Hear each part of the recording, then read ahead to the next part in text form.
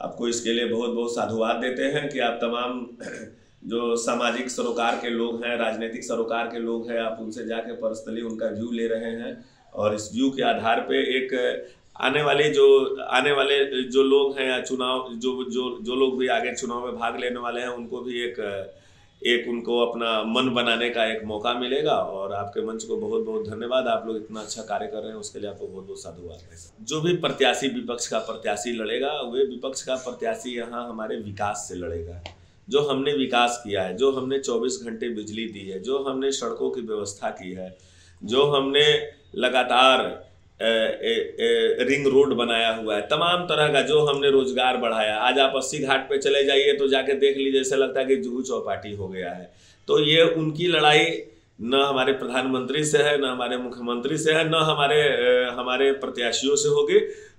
उनकी लड़ाई केवल और केवल विकास से है और वे हमेशा विकास के ही खिलाफ लड़ते आए हैं और उनका यही काम ही है। और अपना ये काम पहले भी करते थे, विकास के खिलाफ लड़ाई लड़ते थे और आज भी वे विकास के खिलाफ लड़ाई लड़ते।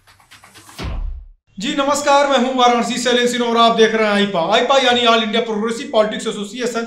इसके अंतर्गत प्रगतिशील राजनीति को लेकर चर्चाएं करते हैं, जानते हैं कि क्या हाल है इस समय, क्या सुझाव है लोगों के। तो इसी कड़ी में आज मुलाकात कराते हैं आपसे वाराणसी में बीजेपी से जगन्नाथ ओझा जी और जानते हैं क्या हाल है इसमें। चूंकि 2022 का आगाज हो चुका है और रणबांकुरों ने अपनी कमर कस ली है। तो जी स्वागत है आपका आईपा में, बहुत बहुत धन्यवाद जी, बहुत स्वागत है। बात की जाए अगर तो चूंकि वाराणसी में है आप यहाँ पे और ये घना क्षेत्र है वाराणसी, तो कभी क्योटो की बातें हो रही थी यहाँ पे, तो सेंटियागो की बातें भी आई अखिलेश यादव द्वारा कि हम सेंटियागो की तर्ज पे काम करेंगे, क्योटो की तर्ज पे बातें करेंगे। क्या परिवर्तन देखते हैं आप यहाँ पे? देखिए, जो आपने देखा 2014 के पहले का बनारस और 2014 के बाद का बनारस, जो मोदी जी ने जो क्योटो की एक जो परिकल्पना की थी, जो यहाँ के कुछ तथाकथित लोगों को क्योटो ले गए थे दिखाने के लिए, और आज के समय में आप देख लेंगे कि जो काशी विश्वनाथ कॉरिडोर है और तमाम तरह से एयरपोर्ट की सड़क है, तो प्राचीनता को सहेज कर और किस तरह से एक अत्याधुनिक विकास किया जाता है, उसका एकदम मूर्त रूप है आज का वर्तमान काशी। आप देख लीजिए, चारों तरफ जो विकास है, आप कह सकते हैं कि आज धार्मिक पर्यटन बनारस का, जैसे आप तिरुपति बालाजी, वैष्णो देवी और शिरडी के साईं बाबा, पुरी जगन्नाथपुरी, जो धार्मिक पर्यटन था एक, आज में समझिए काशी उसमें एक बहुत बड़ा स्थान रख लिया है। आपने देखा होगा कि रिकॉर्ड 1 तारीख को आज तक के वाराणसी के इतिहास में काशी विश्वनाथ में रिकॉर्ड 7 लाख तीर्थ यात्री आए, दर्शन किए काशी विश्वनाथ जी का। तो ये जो विकास है और ये जो पर्यटन का इतना बड़ा विकास हुआ है और लोग इकोनॉमी का जो बढ़ाव है, ये बनारस का एक एक नागरिक को इससे फायदा हो रहा है।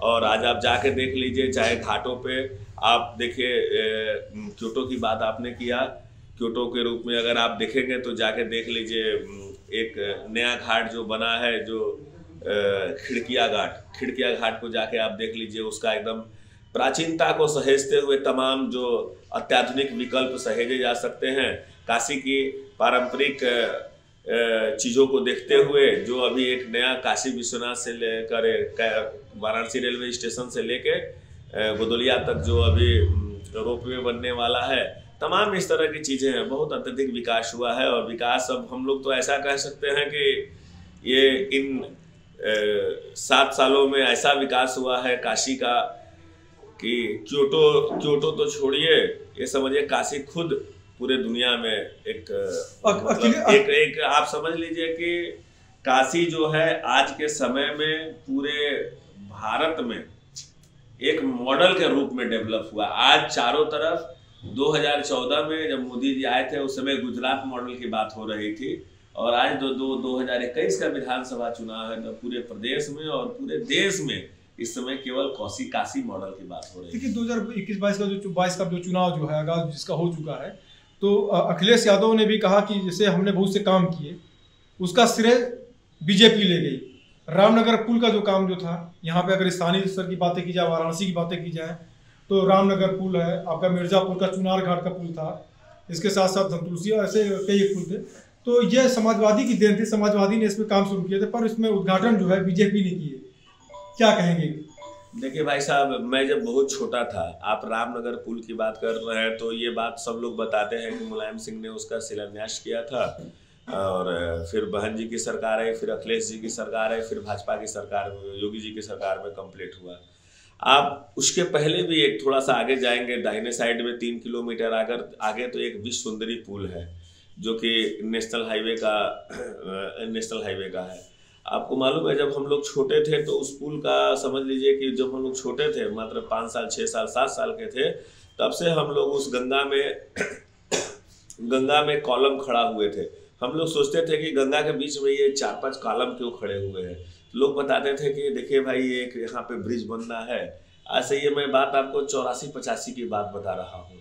और ऐसे ही होता है, पहले कॉलम बना के खड़ा करके छोड़ दिया जाता है, 10 साल के बाद कुछ काम होता है, और कोई भी परियोजना 50-60 साल से पहले कंप्लीट नहीं होती थी। आज वे सोचिए कि उस गंगा में जो 84-85 में बने हुए पिलर, कब जाके उस पर सड़क बनी, जब हमारी वाजपेयी जी की सरकार आई तब। तो शिलान्यास तो शायद इंदिरा जी के समय में हुआ था, लेकिन उस पुल को बनाया किसने? कहाँ इंदिरा जी किस समय थी और कब हुए जाके पुल? 2002 में उसका उद्घाटन हुआ, माने हम लोग भूतपूर्व प्रधानमंत्री स्वर्गीय अटल बिहारी वाजपेयी ने किया। तो ये सब कोई बात नहीं है। आप देखेंगे तमाम तरह की कितनी परियोजनाएं हैं, अभी प्रारंभ हो रहा है, शिलान्यास हो रहा है, और कब लोकार्पण हो रहा है पता नहीं। विकास का बहुत शोर शराबा है, समाजवादी पार्टी कहती है, अन्य पार्टियां, कांग्रेस का भी कहना है, कांग्रेस का यहाँ तक कहना है, यहाँ की स्थानीय विधायक जो पूर्व विधायक कहा जा रहा है कि जो TFC सेंटर जो है यहाँ का, वो केवल बीजेपी की मीटिंग का जो है एक अड्डा बना हुआ है, जो भी मीटिंग होती है वहाँ पे TFC उनके लिए बनाया गया है। इसके साथ साथ बात किया जाए तो विकास का शोर शराबा हो रहा है, तो जबकि धरातल में कोई काम नहीं है। क्या कहेंगे इस पर?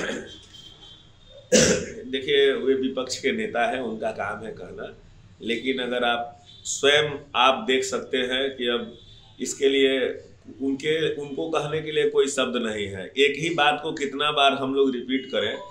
तमाम तरह का TFC सेंटर का जो वे आरोप लगा रहे हैं कि हम लोग वहाँ पे अपना भाजपा का हम लोग ऑफिस चला रहे हैं, तो ये एकदम निराधार उनका आरोप है। और तमाम तरह से देखिए, वे TFC बन जाने के बाद आज बुनकरों को इतना बड़ा सेंटर मिल गया है, तमाम 1 डिस्ट्रिक्ट 1 प्रोडक्ट वालों के लिए इतना बड़ा सेंटर मिल गया है, तो काम करने के लिए। और अजय राय जी के बारे में आप सब लोग जानते हैं, उनका शुरू से है कि वे केवल आरोप लगाते रहते हैं, और आरोप लगाना उनका काम है, और हमारी भारतीय जनता पार्टी का विकास करना काम है, और हम लोगों ने विकास को दिखा दिया है, और चारों तरफ आप जिधर भी घूमेंगे उधर आपको दिखाई देगा। इसके लिए कुछ कहने की आवश्यकता ही नहीं है। बनारस में बहुत बड़ा एक उद्योग था जो इंटरनेशनल स्तर पे है, बनारसी साड़ी का, जिसके लिए पूर्व की सरकारों में, केंद्र सरकार में अगर रही हो कांग्रेस, फ्लैट रेट पे बिजली की बातें दी जा रही थी। समाजवादी पार्टी ने भी अच्छी पहल की थी उसमें।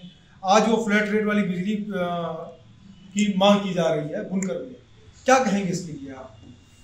बनारस आज भी साड़ी का बहुत बड़ा सेंटर है, आज भी यहाँ पे इतने बड़े बड़े उद्योग हैं। अब देखिए, समय के साथ चीज़ें बदलती रहती हैं। आज अगर हम बात करें, आज पहले क्या था कि आप ही लोग जिस तरह से आप लोग हम लोग का इंटरव्यू ले रहे हैं, पहले बड़े बड़े कैमरे लेके आप लोग आते थे, आज आप लोग एक छोटे मोबाइल लेके आ रहे हैं। तो चीज़ें बदल रही है। पहले हाथ से बुनाई होती थी बनारस, अब आजकल बड़ी बड़ी मशीनें आ गई हैं, प्रोडक्शन बढ़ गया तो बाजार बढ़ा है, इतना बड़ा है। तो बिजली का भी जो समय है, पहले क्या था कि पूर्व की जो सरकारें थी जो ये बात कह रहे हैं, उनके समय में पता चला कि आपको मालूम होना चाहिए कि बिजली कभी मिलता ही नहीं था, बिजली था ही नहीं। और जो हमारे बुनकर थे, वे बुनकर अपने हाथ से किसी तरह से दिन भर उसे खटर फटर किए रहते थे। आज के समय में जब वे बिजली देते ही नहीं थे तो रेट की क्या बात है? आप कहिए कि आप कोई सुविधा दे ही नहीं और कहे कि हम उसको फ्री में दिए हैं। अरे भाई, जब कोई चीज़ देंगे तब तो उसका पैसा लगता है। तो उनके समय में तो बिजली थी ही नहीं, आप सब लोग जानते हैं। तो बिजली जब थी नहीं, तो आज जब बिजली 24 घंटे आ रही है तो एकदम सस्ती दर की बिजली, 3 रुपया पर यूनिट की बिजली हो रही है, और बुनकरों के लिए विशेष रूप से काफ़ी छूट मिला हुआ है। तो ये जो बात है एकदम निराधार बात है, इसका कोई मतलब नहीं। एक अंतिम सवाल हम आपसे लेंगे। 8 के 8 विधायक जो हैं NDA से थे, 2022 में कमर कसी गई है। समाजवादी पार्टी दावे कर रही सरकार बनाने की, तो अच्छी पहल भी कर रहे हैं लोग, मेहनत कर रहे हैं। कांग्रेस की प्रियंका गांधी बेटी को जो है बेटी हूँ लड़ सकती हूँ का नारा देके यहाँ पे कर रहे हैं, ये प्रयास जारी है इनका। तो यहाँ जो कैंडिडेट होंगे बीजेपी के अगेंस्ट में, वो कैंडिडेट लड़ेंगे या प्रधानमंत्री से उनका चुनाव होगा, जो विपक्ष के जो भी लोग होंगे? देखिए, सबसे बड़ी बात है कि यहाँ क्या होता है, यहाँ पे जो भी चुनाव लड़ेगा, जो भी प्रत्याशी विपक्ष का प्रत्याशी लड़ेगा, वे विपक्ष का प्रत्याशी यहाँ हमारे विकास से लड़ेगा। जो हमने विकास किया है, जो हमने 24 घंटे बिजली दी है, जो हमने सड़कों की व्यवस्था की है, जो हमने लगातार रिंग रोड बनाया हुआ है, तमाम तरह का जो हमने रोजगार बढ़ाया। आज आप 80 घाट पे चले जाइए तो जाके देख लीजिए, ऐसा लगता है कि जुहू चौपाटी हो गया है। तो ये उनकी लड़ाई न हमारे प्रधानमंत्री से है, न हमारे मुख्यमंत्री से है, न हमारे प्रत्याशियों से होगी। उनकी लड़ाई केवल और केवल विकास से है, और वे हमेशा विकास के ही खिलाफ लड़ते आए हैं, और उनका यही काम ही है। और अपना ये काम पहले भी करते थे, विकास के खिलाफ लड़ाई लड़ते थे, और आज भी वे विकास के खिलाफ लड़ाई लड़ेंगे। आईपा के मंच के अंतर्गत जिससे हम आपके इंटरव्यू कर रहे हैं, जो बातें हो रही हैं, जन जन तक हम लोग पहुँचते हैं, क्या कहेंगे आईपा की इस मुहिम को? आपकी मुहिम बहुत अच्छी है। आप तमाम आपको इसके लिए बहुत बहुत साधुवाद देते हैं कि आप तमाम जो सामाजिक सरोकार के लोग हैं, राजनीतिक सरोकार के लोग हैं, आप उनसे जाके पर्सनली उनका व्यू ले रहे हैं, और इस व्यू के आधार पे एक आने वाले जो लोग हैं, चुनाव जो लोग भी आगे चुनाव में भाग लेने वाले हैं, उनको भी एक उनको अपना मन बनाने का एक मौका मिलेगा। और आपके मंच को बहुत बहुत धन्यवाद। आप लोग इतना अच्छा कार्य कर रहे हैं, उसके लिए आपको बहुत बहुत साधुवाद। तो आप थे हमारे साथ महामंडल के जगन्नाथ जी, जिन्होंने बताया कि किस प्रकार से तैयारियां की गई हैं और किस प्रकार से आगामी चुनाव को लेकर कार्यकर्ता तैयारी करेंगे और निश्चित ही सफलता हासिल करेंगे। वाराणसी से शैलेंद्र सिंह, आईपा।